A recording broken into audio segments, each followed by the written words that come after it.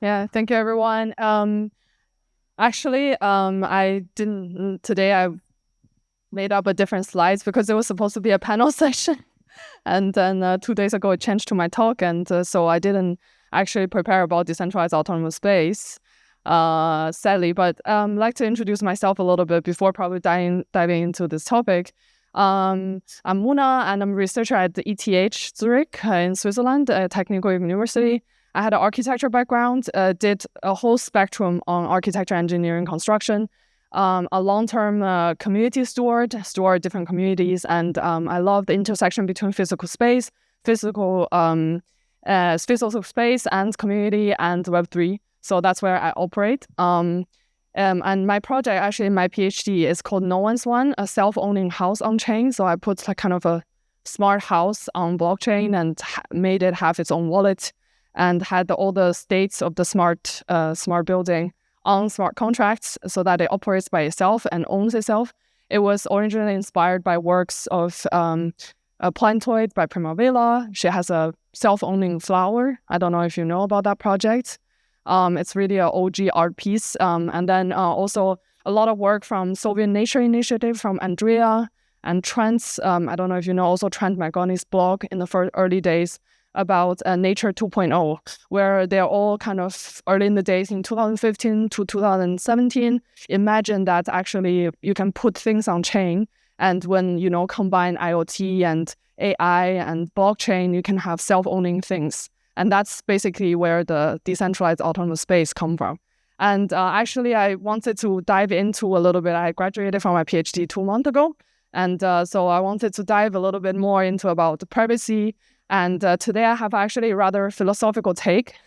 It's I made these slides in these 2 days, so hopefully it works. About basically trying to solve the theories between public space and privacy. Hopefully it works. And my presentation's name is changed, called Exposed and Isolated, No Wild Left in Digital and Physical Public Space, and potentially synthesizing privacy as an oscillation machine. I will explain what it means. So this is one I've grabbed upon, like search around some philosophers basically. What does it mean for privacy? Obviously, I think not want to make myself like we are all, there's a lot of privacy experts here, right? But I'm looking for a specific angle that can help me to bring privacy into the public space, and how do we think about public space and privacy. So one theory I thought is super interesting is from this Merleau-Ponty. I mean, it's a French name, so I don't want to pronounce wrong, but his main theory is that so for a human, we have two different experiences. We have a lived body, and then we have a objective body that can be measured. And his thesis is that the measured body is not your living experience, and your lived body is different. And so the measured body can never overtake actually your living experience. So there's a corpus proper and corpus objective. And he says the objective body is not the truth of the phenomenon body. And that is of the body that's given to us in experience. It is an abstract and impoverished image of it.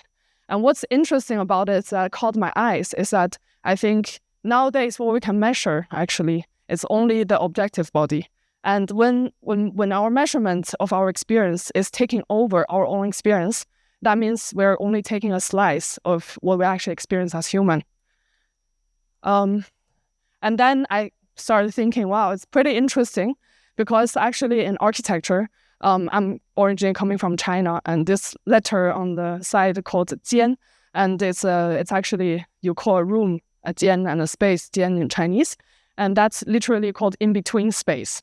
So what you call actually a space, actually is that white space in between, not the enclosed, also not, it's the white space in between. And I thought it's super interesting, and started to thinking how do I relate this to public space? Because I mean, everyone feels that we're so algorithmic, and then like there's so much just certainty happening. We cannot almost go just out to nature and play. And where's the wild space in between? whereas basically the white space in between. And then, very interestingly, I found another theory that from the environment and social behavior philosopher, and he actually says define basically privacy as a dialogue, as a process, as a kind of an oscillation machine between self and one's group, and between our human desire of openness and close.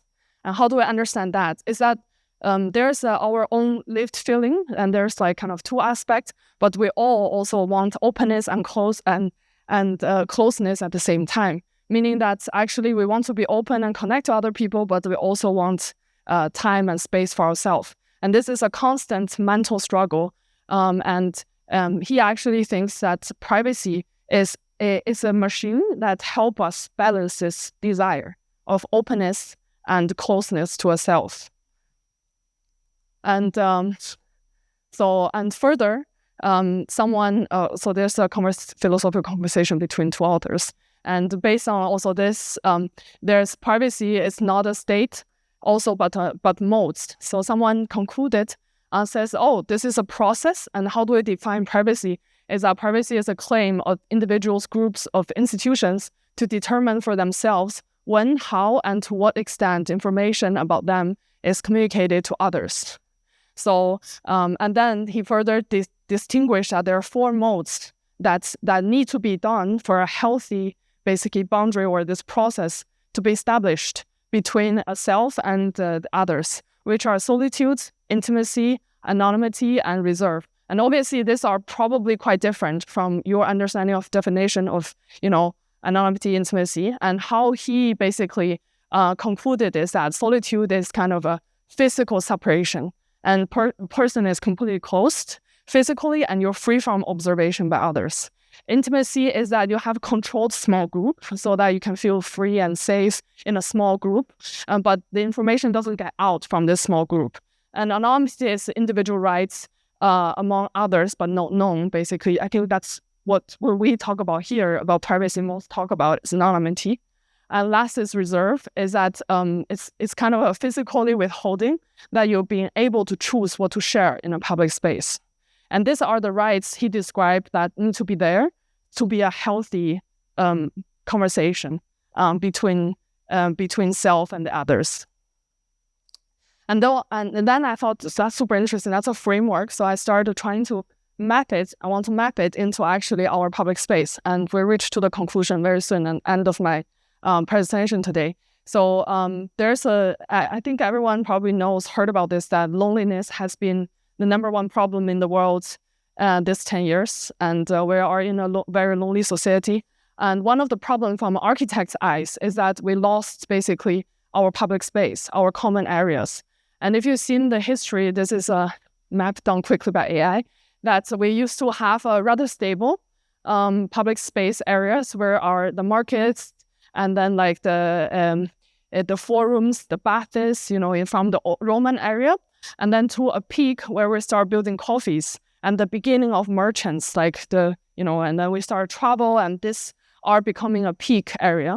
But then after that, we have a long period where basically our model, what we understand as public space has been decreasing. I mean, I don't know like a lot of public space now. When I was growing up, besides, I don't know, Starbucks. And you can argue if that's even a public space at all, or to some place to hang out. So we in generally lost this space basically to host in a public space, to have a conversation, have actually spontaneous conversation with each other. And then are we having the worst of both worlds? So I'm trying to map, so thinking back a little bit, back to this framework, that there's like four modes that we need to achieve to have a healthy relationship with privacy, which are solitude, intimacy, anonymity, and reserve. And I'm thinking this is a very interesting, and we can map it, how it relates to public space and maybe digital place. And then this is very arbitrary scoring, obviously, I'm giving. But you can see that for the anonymity, reserve, intimacy, and solitude, which means a healthy balance of space between you and public, you can have for old historical public space, we have a rather healthy and good, which is a yellow. And then the digital platforms, as you can see, start to shrink our space for having this healthy balance, which are arbitrarily that purple circle.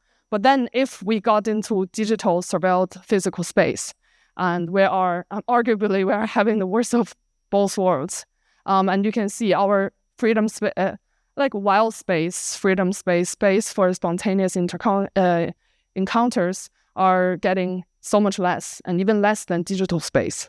And this is really a problem, and I'm not going to solve it. I'm going to present to you and hopefully have a conversation and maybe further research on it. But this is my presentation today, and love to connect with you, chat about this. This is the idea, and hopefully inspire you somewhat. And yeah, thank you.